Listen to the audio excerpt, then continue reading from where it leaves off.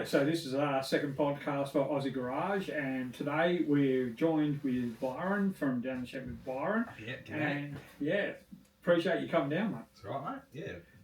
Well, what else are you going to do on a rainy day like today? I know, we can't do any work and can't do any projects, and so at the end of the day, let's do a podcast. Well, all my projects are in the shed, which are waiting for parts, and the car I'm trying to work on's out in the apron. Fair Out enough. in the rain. Fair That'd enough. be right. Yeah, definitely. Was it down the shed with Byron?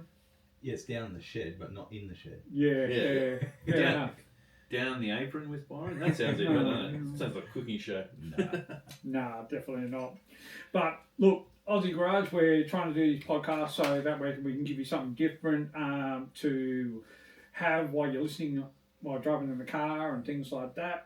Give you some updates on what's happening in Perth as a car community and the car scene. And also let everyone know what YouTubers are doing in WA, such as down the Shed With Byron, Bag Q that we had the other day, things like that. So we want to try and follow that trend. I spoke to Dave before and he said there was meant to be beers and pizzas here. Obviously, I've come to the wrong podcast. You're not a specialist, Dave.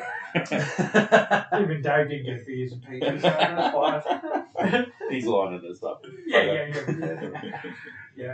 We're not that fancy yet. That's it. But also, we'd love to stretch Australia wide too with this conversation. Conversation about the older restorable car sort of scene, the muscle car scene, burnout scene, like whatever you're into really. But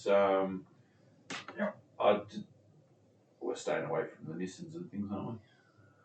Oh no, there is some we generally don't get into the old rice burners and stuff like that. Don't let DJ hear that. Yeah, I know, but that's DJ's specialty. It's not our specialty, is it? So he loves his JDMs. Oh, no, that's very true. He does.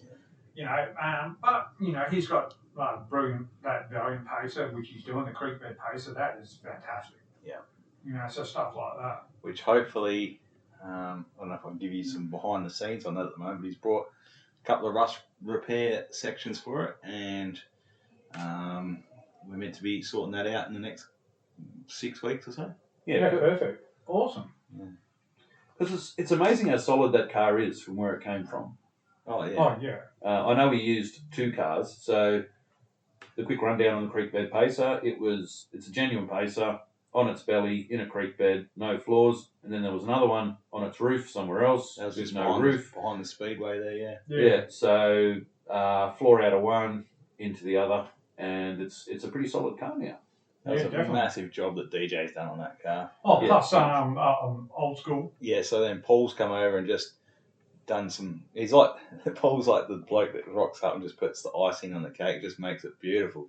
Now, Paul's old school only. He's another YouTuber that we hang around with, and he came over and he did that nugget challenge, didn't he? He drove it from. We came over 3 weeks to fix the Tirana, which was we all looked at him until he was mad, and he drove it back to New South Wales after 3 weeks. Yeah, he put a lot of hours and a lot of sweat, beer, and tears into that thing. And, he wasn't the only one. Oh yes. Yeah. No, we helped out. Well, I helped out with that one as well, and DJ did a lot to help out Paul through that. But another collaborative effort that was just brilliant, and watching him drive it back across the country on his channel was just awesome. Yeah. Well, I got given the 6-cylinder and the gearbox for the HT build that we did, the one we got out of the paddock. Okay, nice. And the big fella and I ended up getting that 161 running and driving for that Max Pinjarra car show. So that engine I had was sitting around, and then we were talking about the Tirana build, and then I said, well, how about Paul just take this engine and gearbox and that? And Paul was like, yeah, no worries. What do you want for it? I said, I don't know, pub feed. That'll do. Which I ended up buying anyway, and then he brought beers, and then it was that back and forth between us, which was awesome. Awesome. Nice. It was like we've been mates for 35 years. Yeah, it's just one of those guys you just kind of instantly click with, isn't it? And then, just the amount of people that helped out and reached out to Paul with, just in general, there's a few people that helped him try on the doors. There's a bloke that just said, "Yeah, mate, take it what you need and bring back what you don't need, etc." Didn't someone help him halfway across the Nullarbor with a a shifter or something because the shifter Yep. So flogged out halfway across, and he got on Facebook and found one. I think he jumped on something Marketplace to find one. He brought something off Marketplace, but then Jay from Low Standards. He went to Jay's. Oh, didn't great. He went to his workshop and borrowed his hoist, and Jay helped him out massively there. Yeah, wicked. Another awesome YouTuber. Jay was about to get the grinder out and cut his springs because it was too high. Okay. And then Paul called Safety Grandpa, my old man. Yep. And camped at his place for the night. Perfect. Yeah, absolutely. Slagging perfect. it. So Yeah, obviously Safety Grandpa and the beers with Paul, and Yep. it would have been cool to hang out with those boys. But, Yeah. Definitely. But again, that just strengthens what we do with our collaborations. That it all works out so good. We've all got each other's backs, and we've gotten to know each other really well, and we know what we can do for each other, and we just get on with it. And it's great. The story of how I met you guys was from we had a GS Ute with the bonnet. That's right. That's it. Yeah. And we put it up for sale, and was trying to help DJ out by moving it on. And then Phil messaged me, "Oh, what would you want for the bonnet?" And I'm like, "DJ, what do you want for the bonnet?" And he goes, "I don't know, whatever." And then Phil came around, and we started yarning. Yeah. And this is when I don't think you're even at 1,000 subscribers, or you're close. No, we Probably were not. We were probably maybe 500, if that. Yeah, so while we're there, the big fella signed up to you. Yep. You got 2 subscribers from us, and then we end up. That's where we actually met. Yeah, I remember Phil calling me Yeah. saying, "Oh, I met this guy today, over this Ute, I think we should do something with him." Yeah. But it feels like I've known you for ages. Like we feel best mates since bloody high school or something. Oh, yeah, absolutely.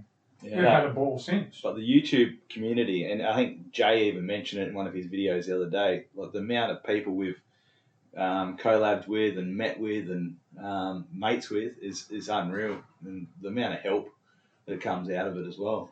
Yeah, it's fantastic to have contacts all over Australia, strong ties here in Perth, and just, look, weekend at DJs, man. That's all you got to sort of say, well, like that's just what we do. We get together and we just have a ball. Yeah, and we need to do it again. But for those that don't know, that's our weekend at DJs every now and then, where we just go and rally the shit out of his front paddock and destroy the joint and go home again. Yeah, so it started off by he wanted to do racing around his little homemade racetrack, but that was awesome. We need to put some clay base down, and Yeah. we need to do a deal with the council somehow, and borrow a few truckloads of unwanted clay base or something. Make it a bit harder because it's really boggy. Because we can go around single file, which is good fun still. Yeah. But then the third person behind's eating dirt because we've got no windows in whatever car we're in. That's it. But I have our big mate James.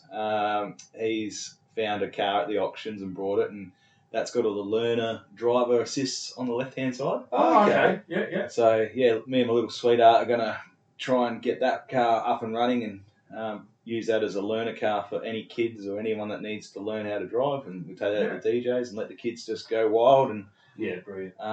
then they can promote from that to the XL, which is manual, and then from there they can promote to the AU Falcon at the big fella, and that we're driving. Yeah, that's it. Definitely. Well, even Corey was having a ball in that XL out there last time. Yeah. Like, you could wipe a smile off his face. Oh yeah, so if they jump onto my video and watch that, like I don't know if you put the link in or anything, but I didn't even have to teach him much because I let him have a drive of the old GQ earlier in low range. Yeah. The last time we were out at DJs, which was probably 3 or 4 months before that. So he jumps into the XL, and I ran through a bit of a Byron training course with him. You don't start something up unless you don't know how to turn it off. Well, that's true. So know how to turn it off. Make sure it's in park or the brakes are on, or etc. etc. So and then he just picked it up really quick, which was great. Yeah, no, awesome. And it's a great thing to have those weekends where we can just go and be loudish, take the kids. They have a ball. As like Logan came out on his little 4-wheeler, we got going for him last time, and that was gold. Again, just couldn't stop him. And he was meant to drive the XL. He's like, "Nah, I've got the quad bike. He was quite. I don't want to drive an XL." Well, the idea is so you can learn as well. He will. He definitely will. Yeah, but anyway, look, just finishing up on the whole collaborating thing, it's one of the best things we ever did was collaborate with you guys, and it's been awesome ever since, and I can't wait to do more and more and more. Oh, definitely. We've got more on the scenes, and we've got more coming up anyway, and we're going to do a bit of collab very shortly as well. Yeah, 100%. Yeah. So I just wish that we could have like a month off all together and not have so many different life commitments. Oh, God, we'd get some work done, wouldn't we? That would be awesome. Yeah, just different projects or helping each other on whatever projects we've got at the go. Yeah, totally. Time, And we've all got our own little niches. Like, I mean, I've got my trimming background, you've got your mechanical background, DJ's got his DJ Mint background. For those that know what DJ Mint means. Shane's Shed is another great one for DIY stuff, you know what I mean? Brah Motorsports, like we talked about the other day, that was, he does a burnout scene and all that kind of stuff as well, which is brilliant. Yeah. So we're all into something slightly different, which I reckon is just so good. And then even Bad Q's got some secret little hidden talents as well, yes. Oh, he's a fantastic photographer and everything. Yeah. Brilliant. And plus with the websites that he do, he looks after also that kind of stuff for us all the time. So I think everyone getting together again, and Paul and who else is there? There's a few other people that have slowly, we've just grown, haven't we, as a bit of a definitely. Yeah, definitely. There's a lot of people we can call on now. AJ Mods is another one new on the scene. Anthony's getting into stuff with us as well. Yanni's as well. Yanni's Garage. Yanni's, he's a fun to hang out with. I like hanging out with him. Oh, yeah, mate, he's brilliant. You know, what he does as well. That next, Rex to Restos. Oh, yeah. Andy down there. So our next Max Pinjara YouTube Centre of the Oval things. Well, we started out with YouTube Corner. Yeah. Then we went YouTube Avenue. Yeah. And then we went YouTube Central. Yeah. Last year. So I don't know what's next. Yeah. Well, we don't know what's next because at the moment, Max Pinjara, we're not 100% sure if it's going ahead yet. Don't tell me that. So we just got to wait and see. We've got so little car shows left here in Western Australia. Don't tell me that. Well, they've changed the management. So Richie's now, I think he's taking a step back, or will be taking a step back. I'm not 100% sure yet. Yeah. But I'm not sure what's going on with that one yet. But hopefully we'll find out soon enough. I guess if, with whatever happens, whatever the circumstances are, we make our own car show for that weekend. Definitely. A YouTuber car show. Yeah. Or we do a run down to Albany and catch up with Rex Arestos because he's got a car show on every first Sunday of every month. Yeah, correct me if I'm wrong there, but 100%. Yeah, that's an interesting point. Maybe we should get a monthly event for the YouTubers going on that we can all get together and, like, I don't know, if making a show out of it's the next step because you've got to get all sorts of stuff sorted out for that. Oh no, but like the Max Pinjara where we all caught up. But if we can't do it at Max, well, let's do a trip down to Albany and catch up with. Definitely do something like that. Yeah. The other, we are thinking about running a couple of events again, like we did last year. Yeah. Probably try and do something a little bit different this year. Yeah. We're going to do a couple of events at AutoFX WA, which is Desert Workshop, and Peter and Andrew and other boys that we know that helped us out with that one before. So we're going to try and do that as well. So that one will be probably a smallish one, maybe 100, 150 cars. Yeah. But the other thing too is we want to do something a bit larger. Hopefully, maybe somewhere, start off maybe at Captain Munchie's or something different, and then branch out and then make it bigger and bigger and bigger as we go. Yeah. Oh, well, yeah, it'd be good anyway to try and do something like that. But that's one of our goals with the old HG Brougham is we wanted to take it back to the Max Pinjara next year. Hopefully, fingers crossed, driving. Yeah. Yep. But at 100%. least the bodywork done on it. Yeah. But what are you doing with that, by the way? Like, I mean, this is another one that was rescued out of the bush, so it's got the patina kind of style to it now. Oh, don't get me started. Yeah, I know, but what are you going to... I'm asking what you're going to do. I will not give you a suggestion. No. The big fella and I were standing back. I'm smashing it. I'm about 4 or 5 bottles of confidence down. And the big fella's going, Dad, I reckon we need to do it properly. We need to respray it properly, Dad. I'm like, yeah, but I've just spent X amount on this engine we're building right now. I don't have extra coin for that. I said, how about we keep the storyline of what the car is, keep it patinaed, and like I understand lots of people like. There's a lot of people with us, like Tetanus Industrial over east. I think they're in Victoria or something. Okay. Bloke called Lee there. He's those boys love what we're doing with it. They want to get on board and help us somehow, but I don't know how they can help us at the moment. Yeah. So it's like, well, if we leave it looking rustic and drill a hole in the bonnet that's on it now and just put a fake filter out the bonnet, or put the filter out the bonnet, because we have got another bonnet coming for it. I was going to say, that's a good way to upset some people. No, but I'm not into upsetting people with that kind of stuff. Well, but yeah. I don't think people should get upset. That's my opinion on it. Because it's not their car. But anyway. Yeah, and then, but I said to Paul, where should we, like where we pull the windows out and where we do all the major repairs, we'll paint it all properly. So that way, if we decide to respray it in the future, or if someone jumps on board and says we want to help you, well, at least all we got to do is roll the rubbers back, and next minute you can just paint around the whole car. It's done. So we're not having to double handle window seals and stuff like that. Yeah, not a drama. Where you can do the old tape up around the seal. Yeah. Just make it look respectable rather than going that full rotisserie kind of route. Yeah. And as you guys know, we're a hobby YouTube channel. Yeah, so we do what we can, and that's about it. Yeah. I had to accidentally dip into the house funds the other day to pay for this engine. So the Byron, I call it the Byron Shed account sort of thing, where my pocket money comes from the YouTube ad revenue and what merch I sell, and people that help out with bits and pieces. I do a scrap metal run, like get rid of just bits and pieces with recycling and a bit of wheel and dealing, and that's how I make my pocket money for the channel to grow. And it's funny, people are like, mate, can you do a video on this? Yeah, well, that's going to cost me. Like, I don't have that pocket money. They think because we're online half the time, people think that we're quite well off, but we struggle from week to week just trying to do what we have to do, never alone our normal day-to-day life at the moment, because it's not like we're rolling in it. Yeah, the biggest problem I got is too many projects. Well, self-inflicted though. Yeah, look, I'm suffering a bit of that at the moment, and I've just had to stop and go, right, I'm focusing on this one now, and until that one's on the road and driving, I can't do the other one. Now, I think between DJ and I had a bit of a pact. Now, if you haven't worked out who DJ is by now, he's from Automotive Carnage.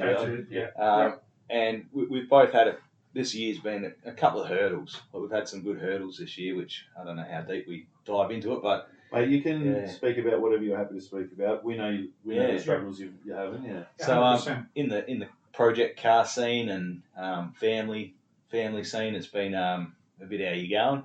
So where DJ and I made a pact at the start of the year, we're not buying any more project cars or any more cars. How long did that last? Oh, it didn't last very long for me. I was going to say, I see no evidence to support that. Except I got given a car, and I go, DJ, you want this? Oh, yeah. All right, cool. So I took it out to him, and I picked up another project car, which ended up... So I got given a Peugeot 504 or something like that. Oh, is that white thing that was sitting out at DJ's? Yeah, so I said, DJ, do you want this? He goes, yeah, all right. So Dad and I cruised out to DJ's for a coffee and a cake at his parents' place, and then we picked up the VTSS. So because I swapped him the Ford Mercury I got given as well, so I gave DJ the Ford Mercury, so he didn't buy it. Yep. And so now I got the VTSS, which is going to be the big little fellas project in the future. We're hoping for anyway. And then. So there's another project in between there, and DJ's like, should I buy this? I'm like, no, remember? And then he sends me a $500 Commodore, which I'm working on at the moment. Oh, do you want to buy this for the Carnage 1000? I'm like, I get it home. I'm like, dude, this has only got 144,000 Ks on it. So I started by buying that car, and then that turned into a project. I'm like, no. So that's the one you're working on currently on yourself? Yeah, and I just did a quick video on that. Just look what I've got. It's only got I haven't seen a Commodore with 144,000 Ks on it for ages. Yeah, that's it. Besides my two-door one. Yeah. And I was like, it's so nice on the inside. And it's all the fans that just said you need to fix it, get it back on the road, and I'm like, it's not feasible. It's a VT. It's dead set. It's more basic than your set of thongs. It's like it hasn't got. It's just that basic. But I thought, you know what? Let's fix it up out of recycled parts. So I got secondhand parts in the backyard. But then it overwhelmed me with when you do a job, you have to do it properly.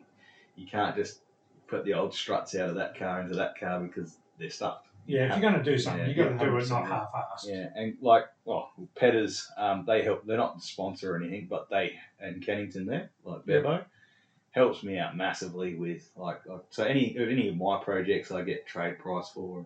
Yeah, any mates I help out. So. And lots of Petters parts went into Paul's Trana as well. Yeah, so I think they helped him out too, didn't they? Yeah, so they gave him all the springs and that. And I said to Paul when he looked at his shocks, I'm like, they're going to fail. And he's like, yeah, they're eBay specials. Yeah. And then Paul called me later, hey bro, can you hook me up with some shocks? He made it to Sydney and he said it's horrible. Oh yeah, fair enough. But yeah, that $500 Commodore, I think just rough mass, I've put $1,500 into it. But that's going to make a great, like a work car or a cheap family car for somebody, or if the big fella wants it for his first car, etc. Yeah. It's mechanically A1. It will be once we're finished with it. Have you stopped the leak? Yes. Yeah, the leak in the window. Awesome. Yeah. I saw that the other day. Yeah. 2 little holes around the computer there, wasn't it? Yeah, but obviously Aussie Garage haven't watched the full video yet of that because he would have seen at the end where I was talking about Aussie Garage. And if you want to know who Dan is, he's the one with the beautiful hair that uses the same conditioner as Dave from Bad Gear. And I was waiting for the comments of you guys just going, "Oh God, you smart ass." I can tell you in person now, you're smart.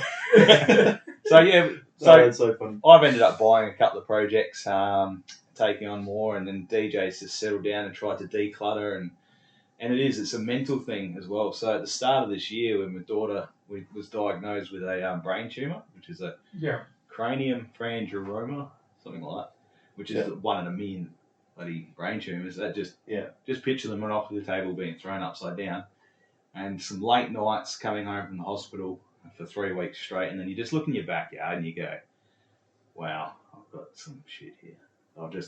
I need to declutter. And then that's where DJ and I had that moment together as a bromance. For a few beers, and when we need to settle down and focus on a project when we get time and get back into it. And that's when the big fella and I were meant to go hard on that Brougham. So we're meant to be doing the Brougham and for Max Pinjara, and then obviously life's been turned upside down. And that's just it, mate. I mean, you're doing the best you can with what you've got at the moment. And how is she doing at the moment as far as her health? We've so when it comes to the hospital with my daughter and that, we've had I said to the wife, we should start documenting. She's documenting it massively. Okay. And there's not a lot of information on it because it's the 1 in a million video. So 1 in a million video. 1 in a million brain tumours. So that's where there's not enough information on it. So if someone YouTubes it or someone Googles it, they don't get enough feedback on it. Okay. Yeah. So we started off by obviously she's had the brain surgery to try and remove what they call it debulking it, which affects hormones and all that kind of stuff. And then we've gone through it's a trial treatment because there's no treatment on it within theory, and that just knocked her around massively. So we were in and out of hospital, flat out. And then now we're on a second lot of a trial treatment, and that's going better. We're 3 months into it now, and it looks like the chemo's smashing the cyst side of the tumour, and the tumour's stabilised. So that's a good thing. Yeah. So, but if what's the next step as far as that? Is it you said at one stage US or UK or something? Yeah. So at the moment, if this chemo doesn't work, which is a 2-year trial stuff, the next stage for us is to go overseas for further treatment, which is called proton radiation. Yeah. Which they were kicking something off in Adelaide, but for whatever reason that didn't happen. Okay. But I'm like, would have been closer to home, wouldn't it? Wouldn't have been perfect. We could talk about where money gets wasted. Yeah. And where money should be spent in hospitals and stuff, like how many kids that would probably help, or the people in general. Yeah, definitely. So yeah, that's where we're at the moment. So when you throw that into your mix, and then I work, so I do 8 and 6 roster sort of thing. Yeah. So by the time you come home from night shift or day shift, and you're knackered, and I've got 5 days to try and do my YouTube stuff, and then out of that 5 days, we've got a day in hospital. We've got or 2 days in hospital. Then we've got family time and sports, and trying to catch up with a mate here or there, and then So and there's definitely something to be said, like when you actually first found out, like because she was having headaches and things like that, and people were saying it's just a headache, don't worry about it, kind of thing. And you guys persisted. At least you end up finding a solution. I think that's something that has to be said. You have to be your own advocate sometimes when it comes to your health, and you have to try and push things a bit further to find out. Yeah, so technically, it came from a second doctor's opinion. Yeah. So, if you've ever got the same problem going on for a bit, go see it's like a car fault, like don't just see that one mechanic, go and see someone else, and just there's different diagnostics for different things. Yeah, absolutely. Most definitely, yeah. Absolutely. Yeah. And that's the good thing about it is a lot of people think, well, she'll be right. And especially with men's health as well. Oh, that uppercutted me. That little black dog. Oh. I swear he's a chihuahua. And he just yaps at me, and I step in his shit, and then next minute he's pissing on my foot, and I just can't catch the thing. Yeah. And then I'm running around the backyard looking for this little black dog. No. I want a boot. Yeah. And it's one of those things, like again with you guys, like the mateship we've made, and like I'll call you, just have a yarn.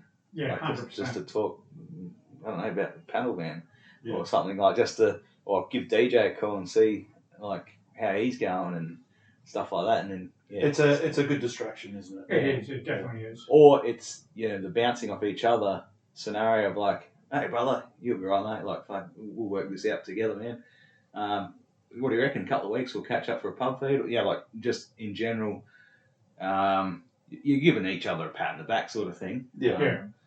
And that's a difficult thing to do when you're on the outside looking in too. When you're not knowing how someone's feeling about a certain situation, it can be intimidating for the person trying to help. Yeah.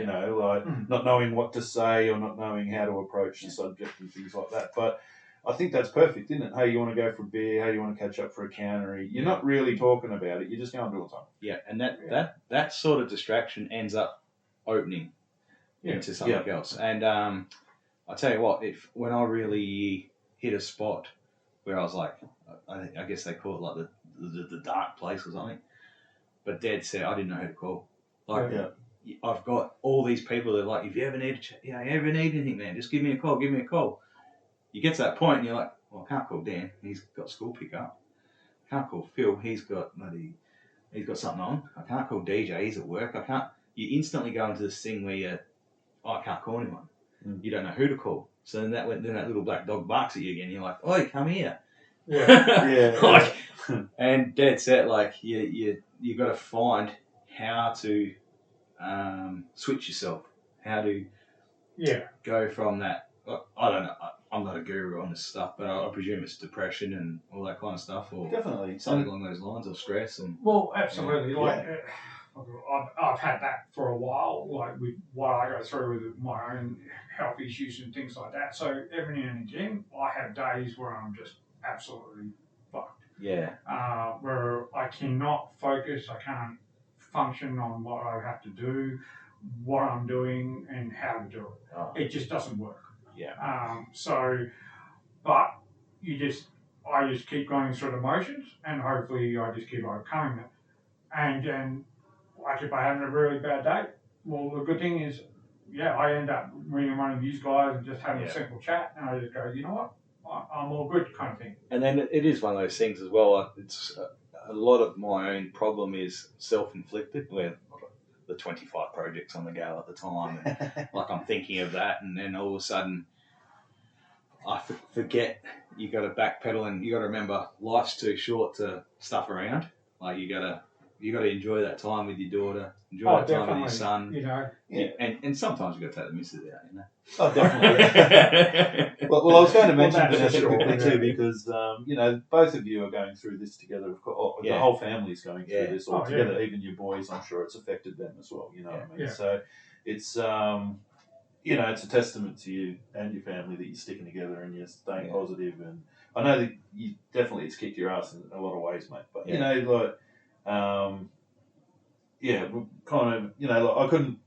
I don't even know how to say what I'm trying to say, but That's right, man.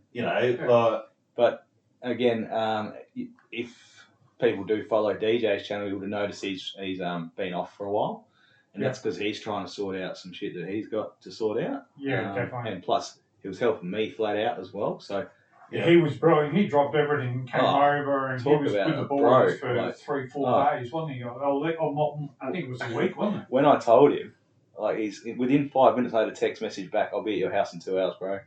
I'll drive straight there. He just left work, drove straight to my house. Right, you go to the hospital with him. He had my boys for like a week and a half. Yeah. And they thought it was awesome. Yeah. Uncle DJ's hanging out with them, playing Yeah, PlayStation all bloody, all bloody time, going to bloody car shops and and then Jason from Rare Spares, they caught up with him. Yeah, nice. And then Jason, he didn't know at the time. And then they had a yarn. Next minute, Jason's like, if you need a hand with the Brougham there, big fella, I'll come down and give you a hand. Yeah, perfect. And if anyone knows Jace from Osborne Park there, he's mate, he's he's awesome. He jumped around like a bloody 2-bob watch, I guess. Yeah, he's him good and value. Yeah, him and Abby down there, they do a brilliant job trying to control that stuff. Abby, and what's the other girl's name? Joe or something? I can't remember. But they're switched on. Definitely. So they helped, and I physically didn't know Jason at the time. Yep. But when I met him, holy God, it was again, best friends from 30 years ago from high school. Yeah, we were kicking around with the bike racks or something. That's it, hey, yeah. But again, that's the community we're surrounded with. It's all to do with we've all met through cars. It's all to do with the automotive community, how we've all met, and it's awesome to see people rallying around. And Jay, he was doing his video the other week on the giveaway Skyline. Yeah. And bloody bad kick. I'll get to him in a minute. But I donated $50, to his live. Yep. And I said, I know out of YouTube you only get a little bit. Out of $50 you get 35 or something, or $40. Yeah, whatever the cut is. Yeah. But I wrote there basically, hey bro, take your family out for an ice cream, mate. Enjoy the time. Have a break. And he picked up what I was putting down, and then bloody bad Q jumps on there, puts $51. I'm like, oh yeah, right, back here. And we did that once before. I put $100 up for Jay for fuel money for whoever won the car. Fuel money. So DJ gets on there and puts $101. Like, oh righto, DJ. But just the automotive mates with help as well. Oh, definitely. And these guys they're in Adelaide. Yeah. And then another mate, Peter Anderson, he's over in Victoria. And and he's reached out massively to us as well. It's like, whoa. And I only know Peter through YouTube, which is through 100%. Yeah. But I've had to step back on the YouTubing, even though I'm trying to keep it consistent, but still remember it's a hobby. Well, at the moment, look, family does come first. Yeah. No matter what we do, and you've got your daughter's health to think of, and the rest of the family, and try and make sure that's right. Never alone your own mental health. Yeah. And that's something that I think that is got to be your key focus. So, as much as everything else is a distraction, your daughter is a priority. But what I like to share with other people, and especially dads as well, try and take a week off in school holidays. And, definitely. And dead set, get the young lad to, obviously if they're into video games or they're into push bikes or art or bloody cars or whatever, just sit down and do that with them, or go and do that. Go for a bike ride. Go to the gym. Et cetera, et cetera. Do that subject with that child for the day, and then do a bit of barter system. Hey mate, I need to mow the lawn. Trust me, it goes so fast. all my kids are grown now, which I don't have to worry about that side of things. But when they were that young, it's time just flew. Because what happened is when my daughter went in and we found out about this, driving home from the hospital, you instantly think of all the negatives of what I didn't do. Yeah, Where like, there would have been the part where, Dad, can we do this painting together or colouring in? And I'm like, Yeah. oh yeah, I'll do it later with you, because I had something down the shed, or I was doing a job for someone, helping out with suspension or something. And I was like, oh yeah, I'll come back to that later. Next minute they're in bed. Next minute I'm back at work. Yeah, So it's like, definitely. take that time to do something with them when they're at school. And now my wife will be like, I told you.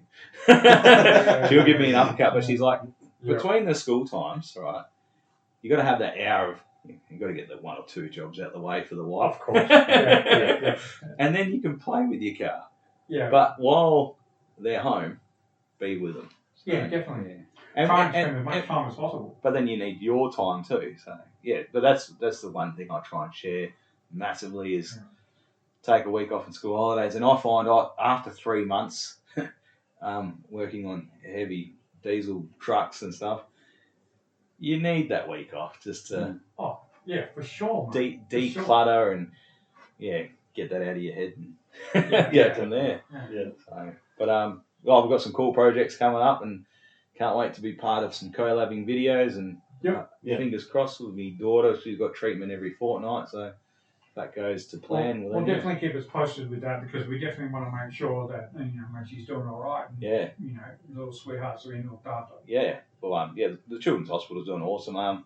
And the other thing I'm going to try and do is telethon. I want to do a donation to those guys because what they do for the what you see happen in that hospital, they come around and give all the kids Lego, bloody packs and. Oh man, it's touching and little Uno packs and gift cards and little show bags for the kids. It's unreal. So because I do videos with How Ridiculous every now and then. Yep.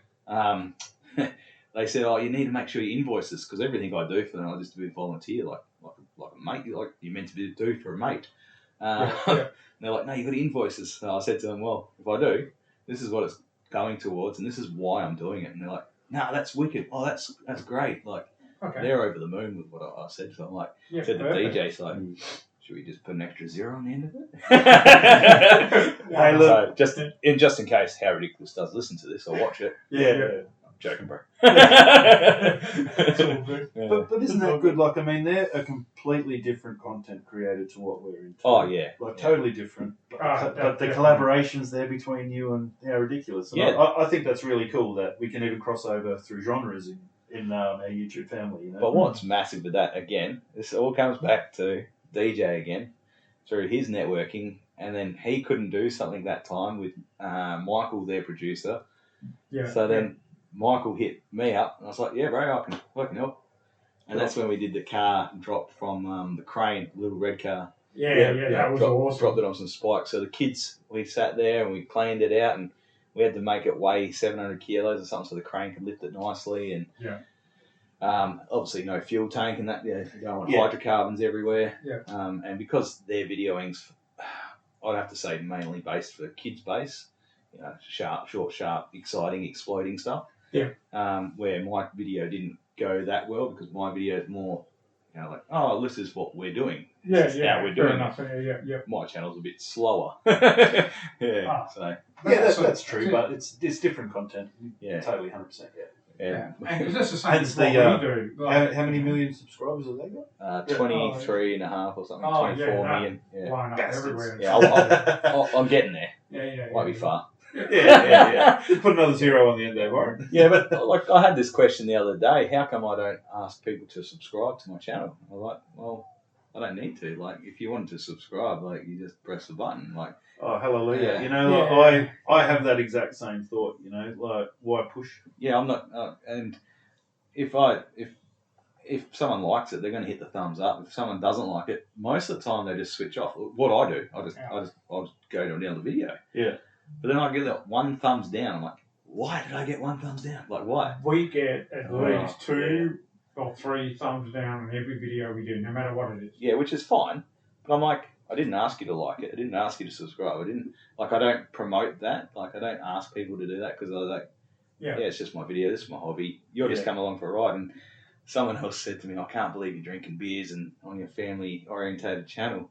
So I was like, oh, okay, sorry. I didn't mean to offend him or whoever it was. And then I let the public jump on there. You're just jealous you're not having beers with him. You're just, I wish I was in the shed with him. Yeah. Or when can I come and bring you a carton, mate? Like, the public jumped on there. I was like, I don't need to answer that. And what you're doing found is the same fine. thing, Yeah. It's not like you're drunk and you're swaying away. You're just having one casual beer as you're doing stuff. It's nothing untoward. So I have How many beers have I had on camera? Jeez. Like, I mean, yeah. No, I changed me. There's a beer counter when I'm working on your stuff, man, for crying out loud. Well, that's because of all the rat shit you had to deal with. Oh, yeah. Well, yeah, that's very true. That was pretty gross. So any feedback I have like that, and people are like, oh, you shouldn't be doing it in your thongs and shouldn't be doing this. I'm like, yeah, fair enough. I've slowly transitioned and put my shoes on or wear my safety boots now down the shed. Or I'm all for safety, for hearing protection, eyes and stuff like that, and yeah, I get that.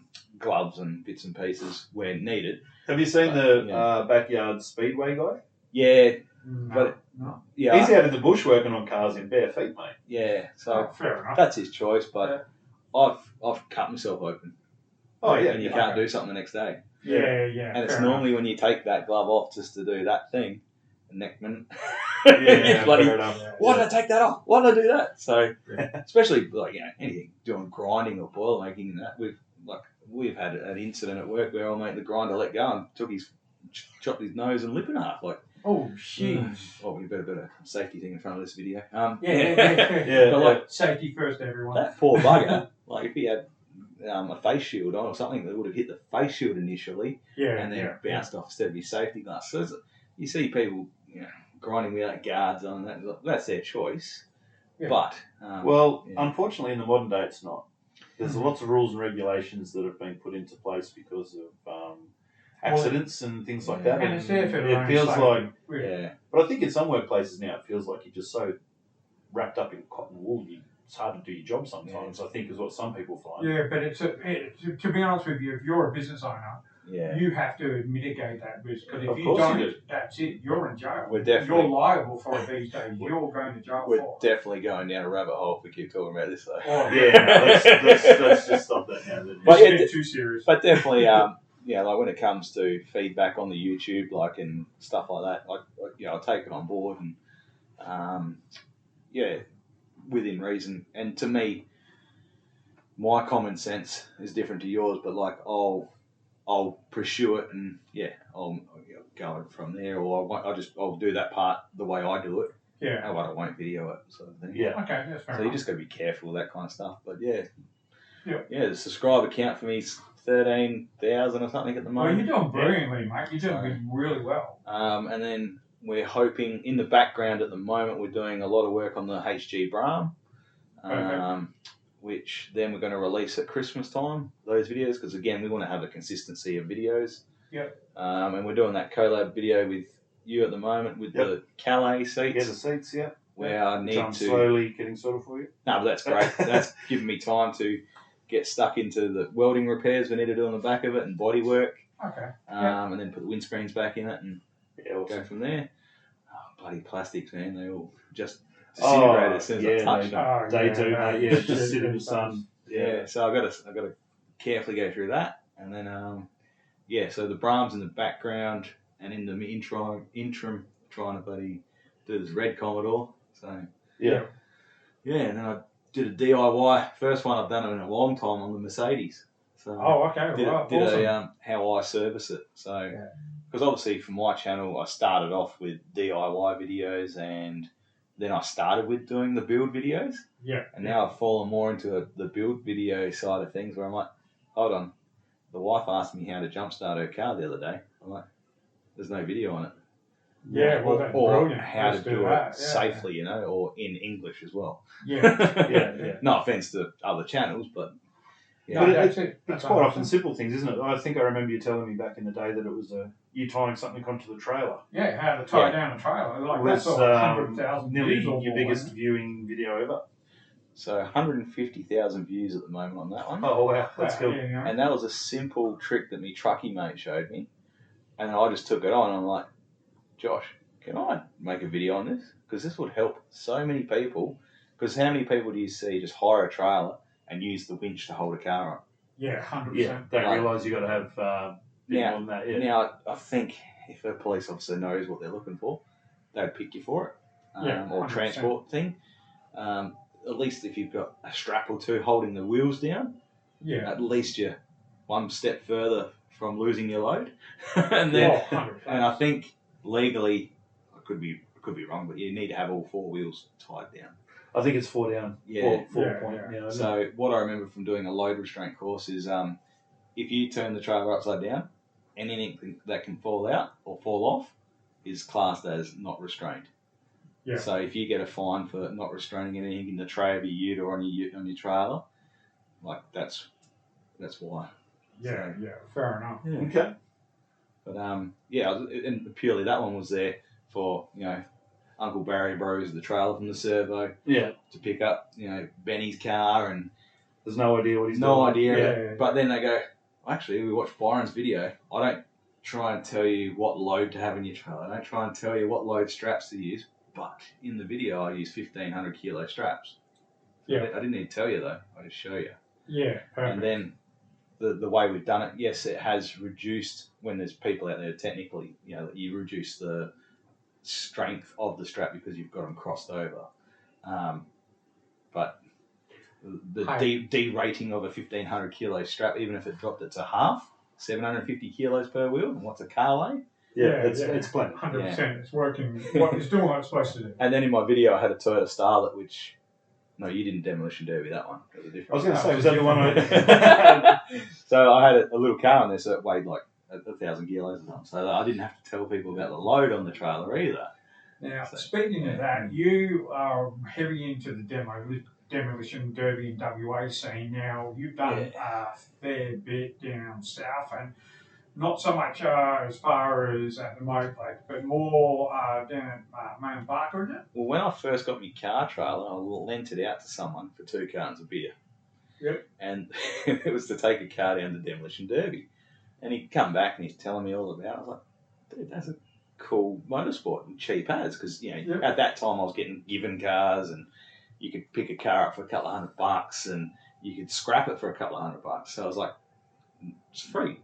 Okay, so what do you need to do to be part of this Demolition Derby scene? So I looked up the rules and OCD, tried to build a car. My first car obviously failed. I spent weeks building this thing.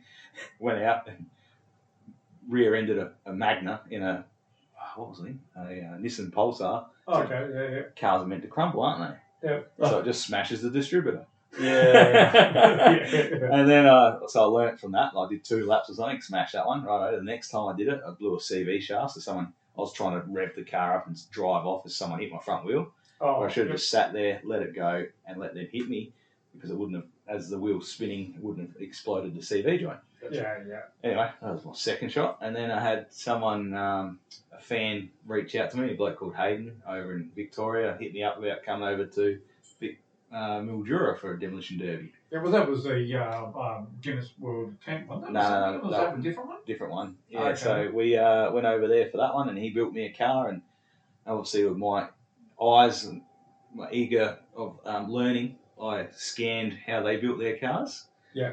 And I brought some of those skills back and Byronised them, and like they used galvanised bolts and that, which all works perfect.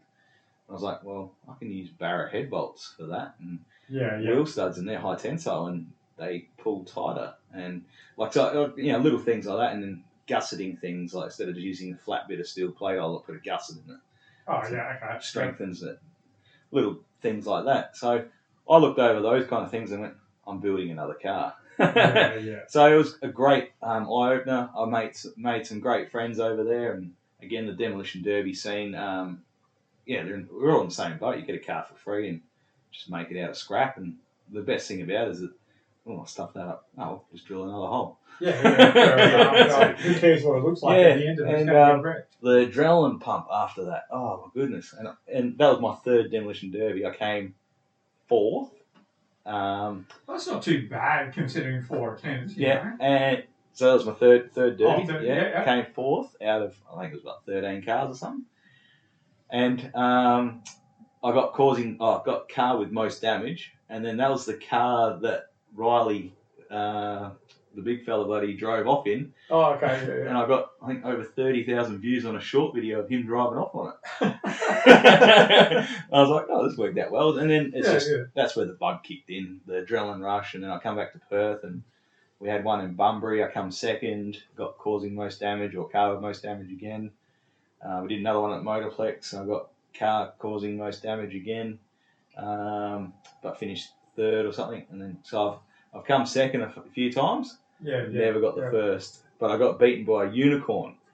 This is one thing that I bloody learnt very quickly, is that the kids, you've got to get the kids on your side. In the Demolition Derby, you've got to get the kids on your side. They are legends. When they see the minions come out, minions. I'm like, like cheering them on as well. And that's what you're there for. You're there to put a show on. And the Motorplex, didn't you get trumped by bloody DJ at that one? No, I ran out of fuel. Oh, that's right. Okay, Came but second. DJ ended up winning, didn't you? I built him. That was a built car from me as well. I've built winning cars. Well, you just never crossed the line. Oh, yeah. You've built quite a lot though, haven't you, over the years? You know, like So you built one for me, and that was awesome to be part of. And like you say, the adrenaline rush, just the bolting around, running into people, having people run into you. It's something different. You know, you've got to almost flip your brain around from normal driving to just let's just go hit people. And then we got invited down to Mount Barker Speedway for their Demolition Derby, and I met a bloke down there called Andy, absolute legend he is, and his offsider Adam, and just got involved with those guys, and we had an absolute ball going down there for that. So I went down, I reused my Demolition Derby car, and we went down there. This is when you entered, and I got causing most damage and finished sixth, and my Toyota Camry looked like a Toyota Yaris at the end of it. Oh, yeah. Smashed in. And then the next year, as in this year, we were that excited. I said I want to make this bigger than they've ever had, and because we broke records the other year, which was 23 cars, and then this year we got 35 cars. Yeah, you did a brilliant job. And that's the biggest the Speedway's ever had. And how long did you last, Byron? My life story, I came first. So But first out, but we worked that out. That I'll tell you what, I helped. Because what was it? Literally the second lap you're out, wasn't it? Yeah, I literally had all this game plan lined up. So I was going to pit maneuver people around the back straight. And in front of the crowd, I was going to just absolutely send people into other people, or I was just going to like rip front wheels off, or just hit them as hard as I could in the front row where everyone's standing to put on the show. Because you get that white line fever. So as soon as the light went green, bang! I had this one car lined up, pit maneuvered him, perfect. He just spun around and he nearly got hit, like taken out. And then my car just goes pop, and that's it, and dies. And then DJ runs up the back of me as a bit of a joke, and I'm like, I'm out. Like, dead set, I'm out. Like my car stopped, and he's like, "Are you serious?" And then he drove off. And I finally got it started again. So obviously in my head there's a sensor. There's a sensor somewhere played up. Coughed and splattered, got into the infield, then played up. So I eventually worked that out. Ended up being a cam angle sensor. Okay. $23 part. Well, anyway, I can use that car next year. That's it, 100%. But I still think the funniest thing about those Demolition Derby is having a giraffe in a small car. You basically had to cut his head out of the big James, because that was ridiculous. I've got him on video folding himself up and getting into it. So Big James, and again that got him out of his comfort zone as well. Definitely. He loved it, absolutely loved it. But the next build we do for him, we've got to get him something that's got a little bit, or we need to modify the seat rail for him to sit back a bit further. Get him down a bit lower or something. Because after we watched me big mate Joe roll that Toyota Camry, how the roof crumbled in, and I've got the upright bar in there to protect you, I dead set think we need to put 2 upright bars in somehow to protect the people, because like James would have hit his head on the roof. Definitely. If he happened to him. So because other mate, I can't remember his name, he rolled. Little Joe. Little Joe. He's only a short fella, so he was all right. But Is that the rollover you talked about? Yeah, So yeah, the roof, yeah. The way the roof crashed in on that, it looked like a Mustang, didn't it? Oh yeah, But that was on lap 1. yeah. So And then he freaking... Did he win it or come second? no, there's more to that. Yeah. But he did all right, though. He had a good crack for his first time. Yeah. Technically, he was disqualified in the top 10-ish. Yeah. But Oh, was he? Okay. Yeah, and then what did he get come- disqualified for? it was out for too long. It was 2.5 minutes. He was out for. Oh, getting okay. it started. Then he very got hard. it started. Comes in and then hits Simon, where my mate Simon, ballbag, bloody. Yeah.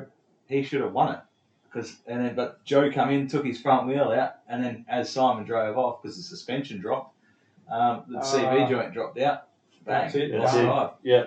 Oh man, it's like, Joe, what are you doing? But then Did he know he was disqualified at that point? Or? No, I don't know. It's one of those things. It's this is what I was talking to Andy about, like the goods and the bads of the demo definitely. derbies from each year. Yeah. And this year was a little bit of organisation. So Okay. they should have. We did the parade lap straight up, which was awesome. So that flattened the track down for the junior raceway, Mhm. so they could go out there and do their thing. Okay. That's what they should have Yeah, left the 100%. promotion laps, or what do you call it? Presentation laps. Yeah. Then we should have come out, lined up, and then bang, green light go. Yeah. But they didn't put the water cart out. That's right. Yeah, they had to wait this year. That's right. Yeah, so they should have done the water cart, like the last race, right, everyone's off, water cart comes straight out, Yeah. does 2 or 3 laps, whatever they require. Then the derby cars come out, then we line up, green light, go.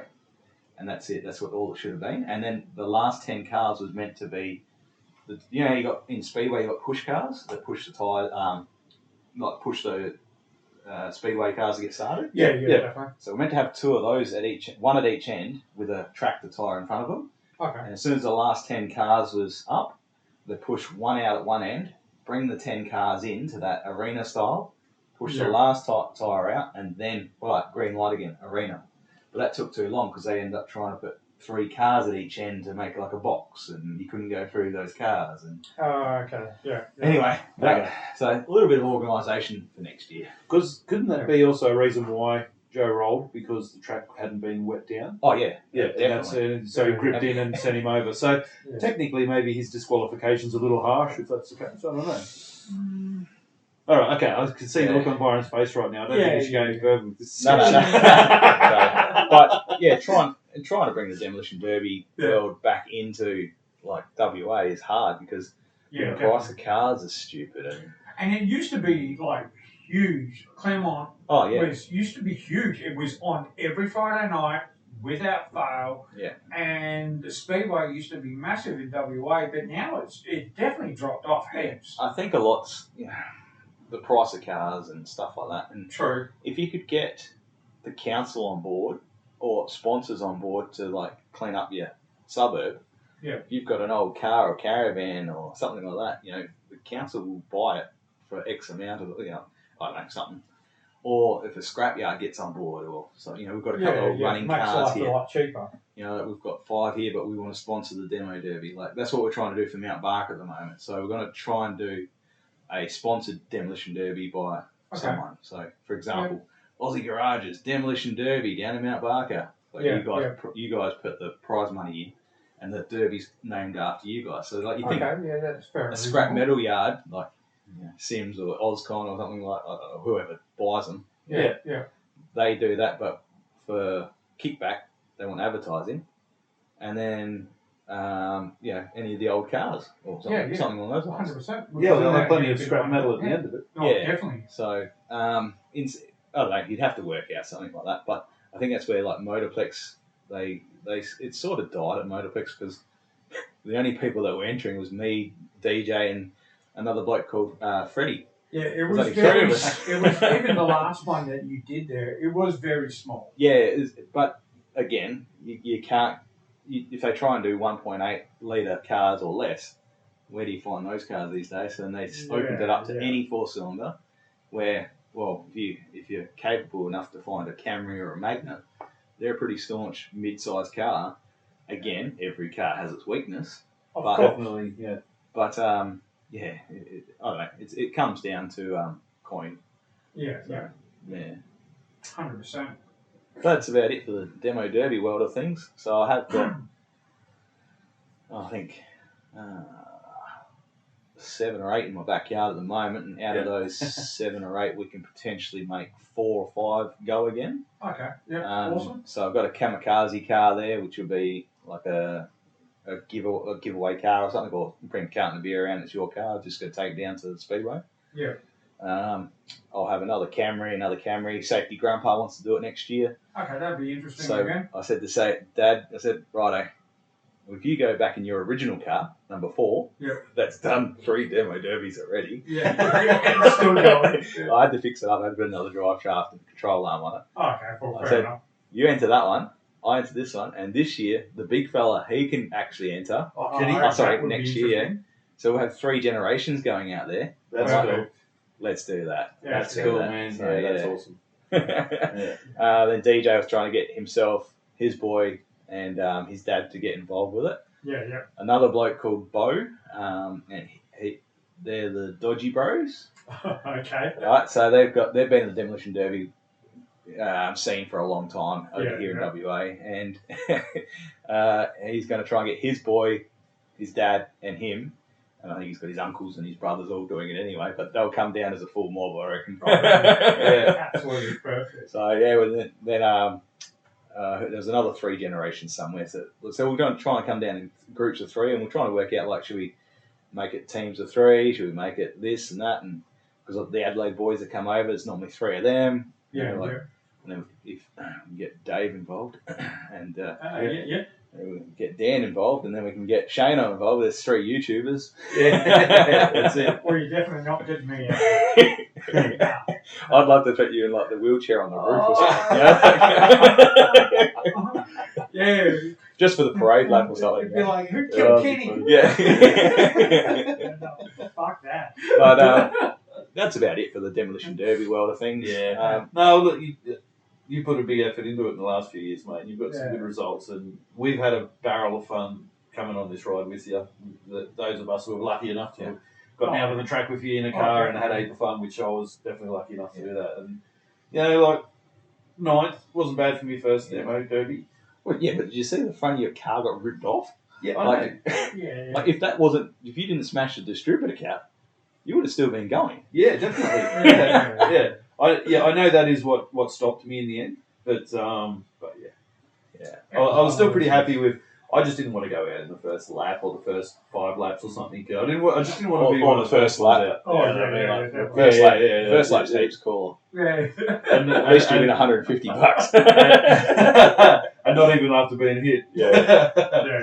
That must have been a bit of pill. So trying to do that the Derby Association thing for WA, and I was trying to tee up with the Australian Demolition Derby Association. Okay. Yeah.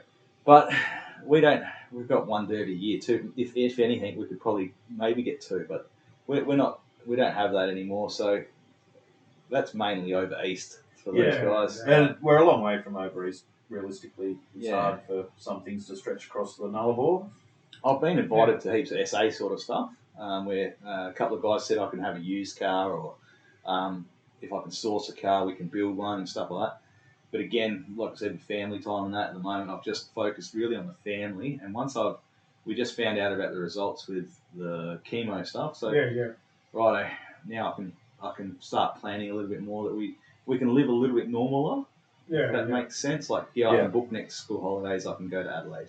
Yeah, things aren't so much up in the air and unknown anymore. Yeah, and then obviously my annual leave and stuff through work, I've really got to focus on school holidays. So if there's a derby in between that, cool, I can do it in between. But it's not going to happen this year at the moment, unfortunately, because they've got one at Tail and Bend coming up 24th, and they've got one at Murray Bridge on the 5th, I think it is, of October. Okay. And both of those weeks, I'm at work. I'm like, or I've got to take a week off, which the week off I'm taking in October, so I'll give you a heads up now. We've got Paul from Old School Only coming over, and that's going to be perfect. We are going to try and smash out that Brougham. We're going to try and get so much done on it, so at least we have it like rust-free body at least, and nice killer to have the engine gearbox in it. Definitely. Like I definitely think that once you get that car going, from my opinion, do it nicely. Yeah. Because that is such a nice car. I know it comes down to budget. Yeah, we want to keep the patina But, initially. Yeah. I think if we aim for keep the patina initially, don't worry about too much focus. Don't focus too much on the paintwork. Yeah.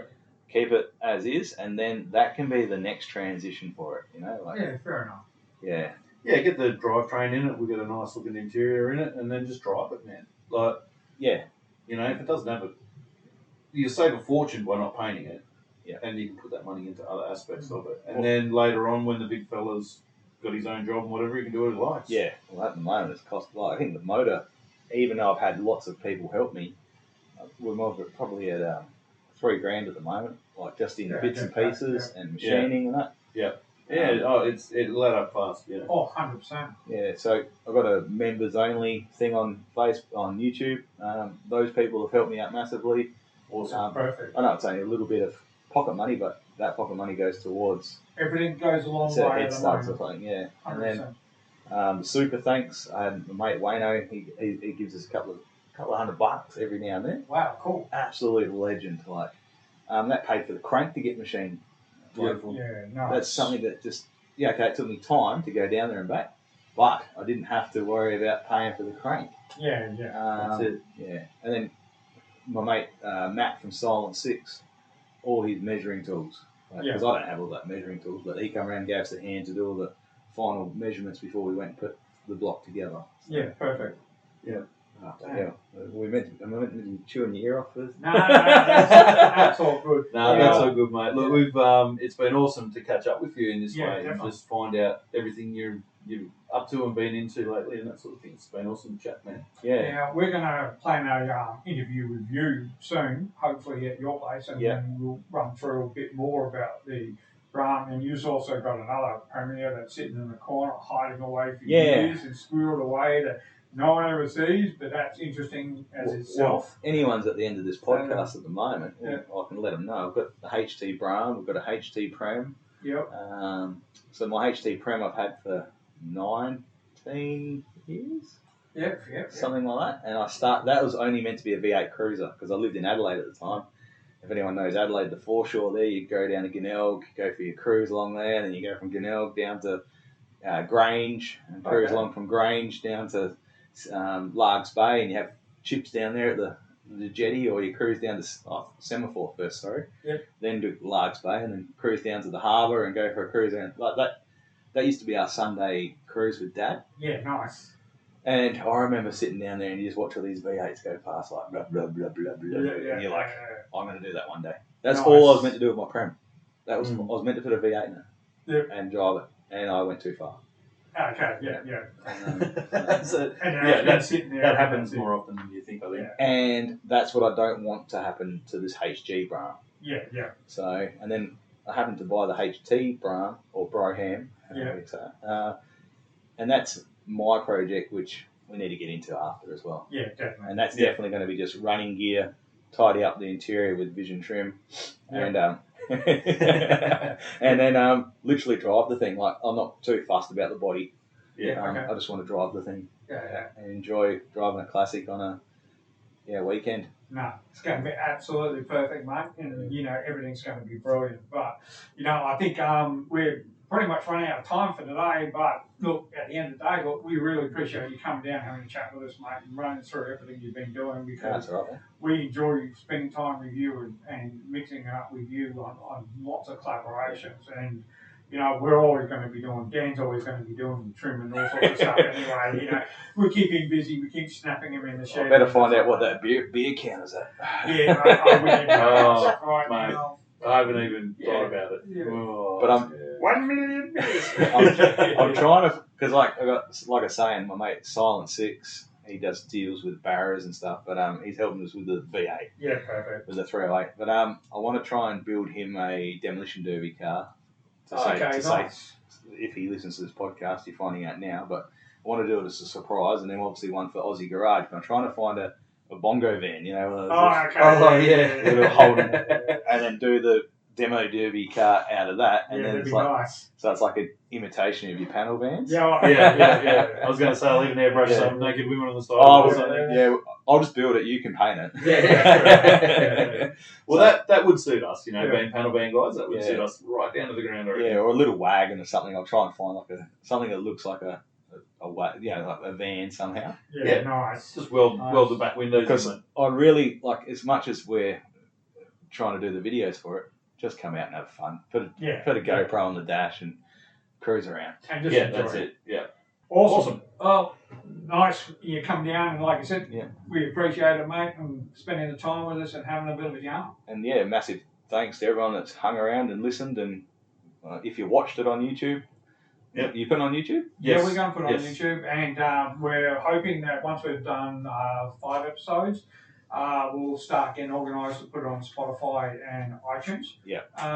And that way we're going to try and do, once we've done the first 5, then what we're going to try and do is once a month, we're going to put out a podcast. Yeah, see how much traction you get with it and stuff like that. And Look, Yeah, even if we just- don't get any traction out of it, it's just, I think we enjoy this, and it's another avenue for us to add to our strength. And it's for the OG followers, really. Yeah, that's it. Yeah, and look, we really want to start a conversation around an Australia-wide conversation around the automotive scene in Australia. Like particularly the old muscle cars and stuff that we're right into. So that's the thing we want to do: create a conversation, get people talking, start to get feedback from people, start to get stories in, all that kind of stuff. Yeah, and also have like things about mental health and put awareness into that to mental health, because people can stick their heads in the sand and they think she'll be right, and shit happens, and it's not that way. We've lost so many friends through that avenue. Yeah.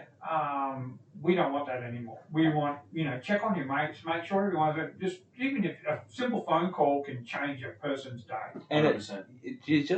it doesn't have to be called mental health. Like, No, it doesn't. like a doctor thing. It's like catch up with a bro. Like, That's it. Like, throw a text message out like, "Hey brother, how you going? How's the family?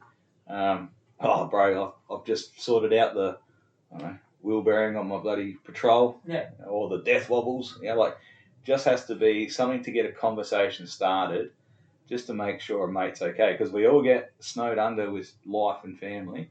That sometimes that reaching out message doesn't hurt. So I'll do it every now and then to family members, like uncles and aunties, like, "G'day, bloody uncle, bloody, how you going? Bloody, sorry I haven't caught up. Definitely got to catch up for a pub feed." Yeah. Yeah. So instead of making it like mental health, it is mental health. Yeah, But of course. just make that day to reach out. Yeah. Yeah. 100%. And I reckon that's a brilliant way, And then don't be afraid to say, "No, I'm shit house today." Yeah. Um, Be honest. Be truthful about it. If you're not having a good day, just say, "Look, Yeah. I'm having a crap one." But anyway, and I also appreciate you sharing your story with us today as well. Yeah, definitely. Because we know that can be difficult to touch on those things. Yeah. But yeah, mate, thank you for sharing, All right. and it's been awesome to talk to you. yeah. And we appreciate it. And stay tuned for the next one, guys. And we'll talk from then. Righto, guys. Well, I'll see you when I'm looking at you. Take it easy. We 30 thumbs up. That's it. 30 thumbs up for sure. Now get on to Down the Shed with Byron, like, share, subscribe, do all that. I told you not to say It's that. massive. Yeah, we're going to do it anyway. So it's fine. You didn't self-promote. Oh. I promoted you. All right, guys. All right. Thanks, Awesome. mate. Catch Take you it next easy. week. See you. Bye. Bye.